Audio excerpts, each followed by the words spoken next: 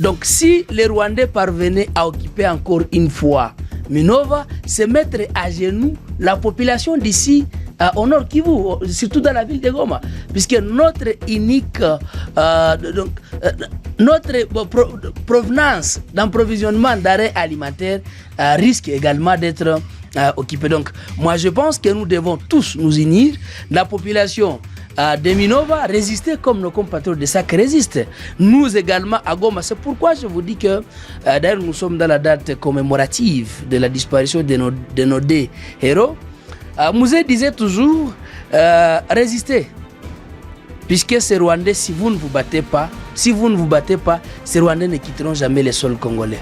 Et Lumumba le disait toujours, sans les combats, vous n'aurez rien.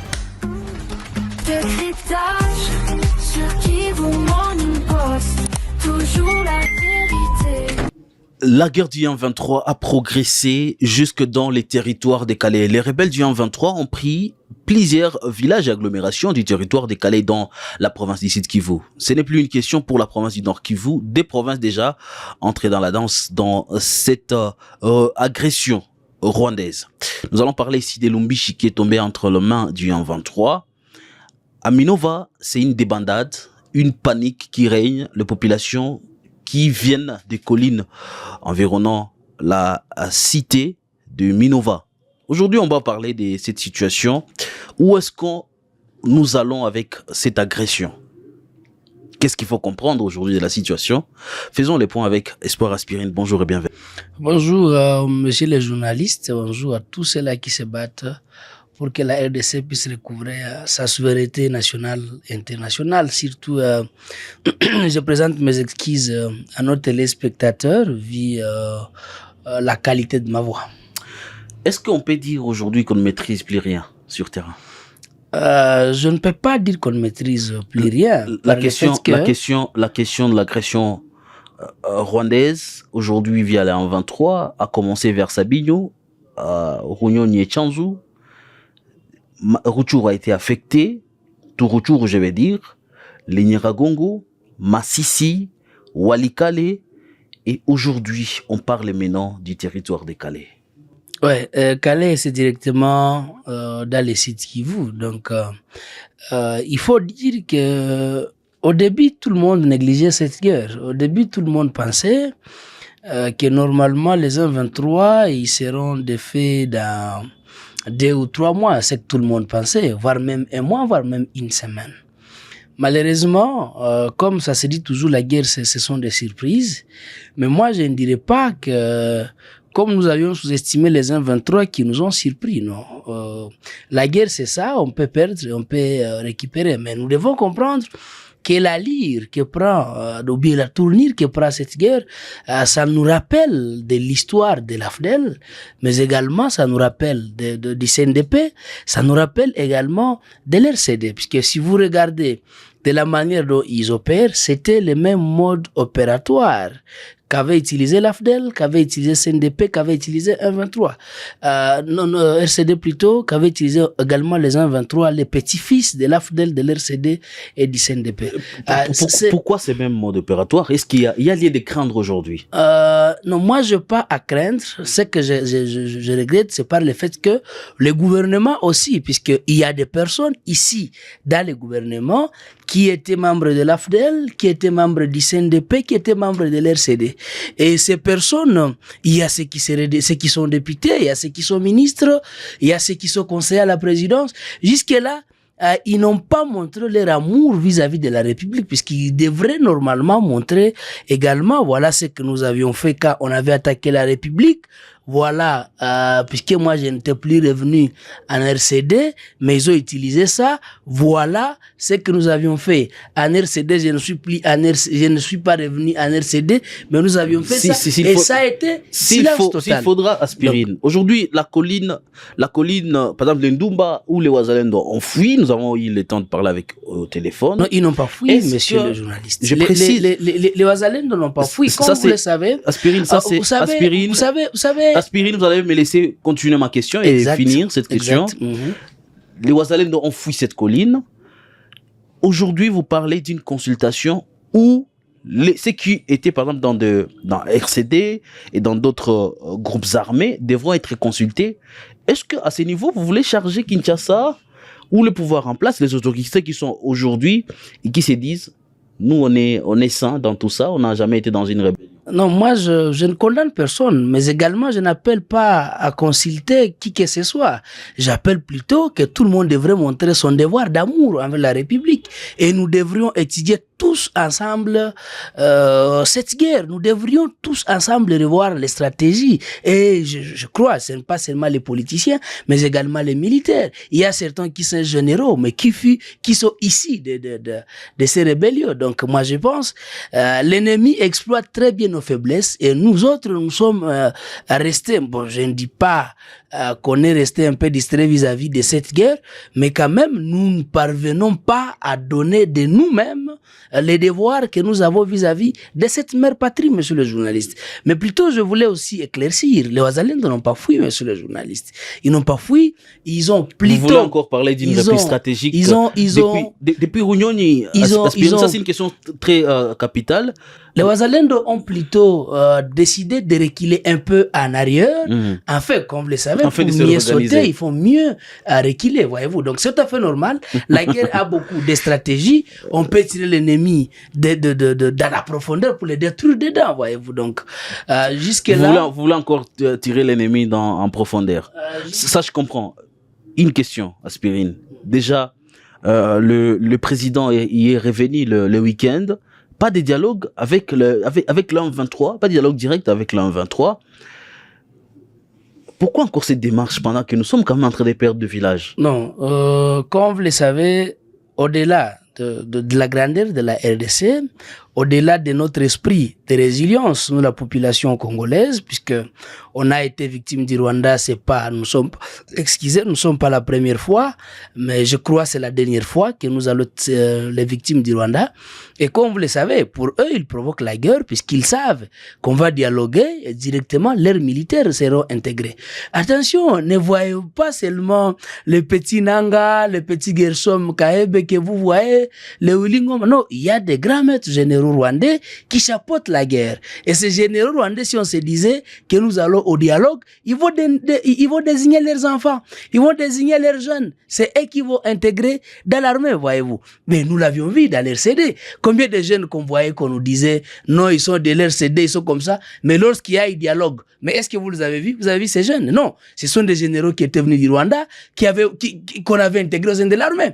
RCD, c'était la même chose. AFDEL, c'était la même chose. Donc, nous autres, nous soutenons l'initiative de ne pas dialoguer avec les Rwandais, mais au-delà de rester focus à notre dialogue, à notre décision, nous devons aussi également mobiliser d'autres stratégies. Bon, sérieusement, je ne donne pas les secrets de ceux qui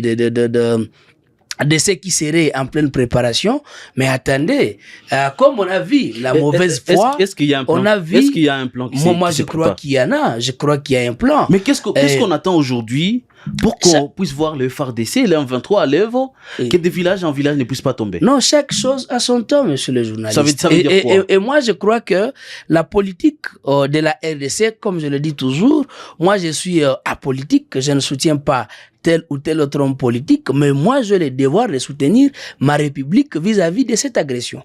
Et je crois que les autorités ont fini par comprendre que Kagame a une mauvaise foi et Kagame ne cédera pas s'il n'y a pas une pression derrière Kagame. Moi, je pense qu'il faut également, nous devons aussi rehausser notre ton, nous devons aussi adapter. Donc, il faut qu'il y ait des mesures à mesure de contraindre Kagame vis-à-vis de ce qu'il fait. Tenez, je peux donner d'abord l'exemple.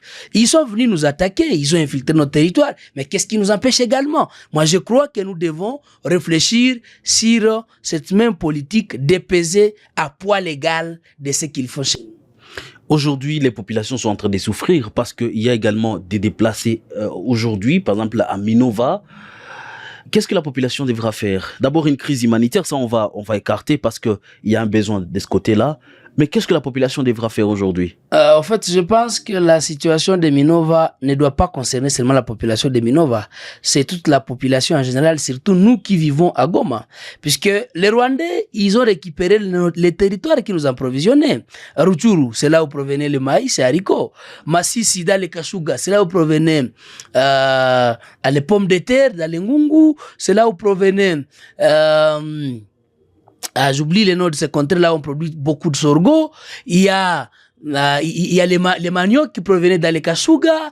Il y a donc tout ce qu'on consomme à Goma, 90% c'est produit dans les Massissi, dans les Rutshuru et 10%. Aujourd'hui, ces espaces sont occupés par les rebelles. Exactement. Et 10% proviendrait maintenant de Minova, donc dans les sites Kivu, Minova et Kalehe.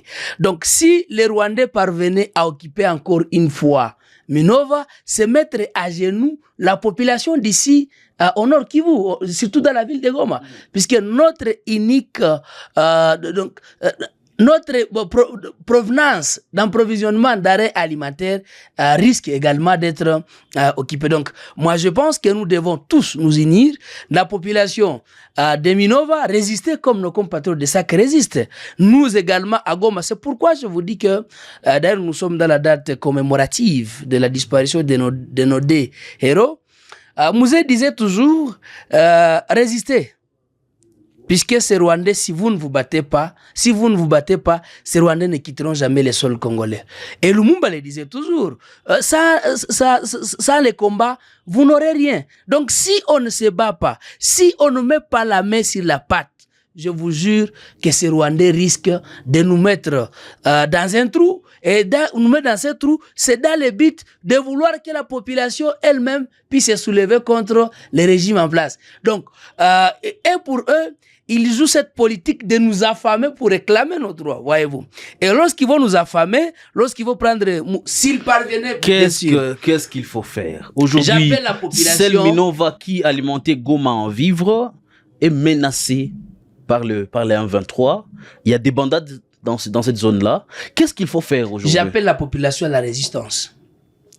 Tous nous devons résister. Les conditions sont favorables. Prenons même les moyens de bord, mais les conditions sont réunies. Nous avons nos machettes, nous avons nos roues, nous avons nos pelles. Prenons nos moyens. Vous l'appelez ici, sur mon plateau, à la violence? Ne ce n'est pas la violence. Nous avons le devoir de nous défendre, monsieur le journaliste. Ça veut dire quoi? Où est la violence dans tout ça? Lorsqu'ils viennent, lorsqu'ils tuent nos enfants, lorsqu'ils violent nos mamans, lorsqu'ils violent même les personnes de troisième âge. Mais là, vous avez vu la violence. Mais c'est pas la violence. C'est uniquement question de se défendre. On appelle cette population aspirée.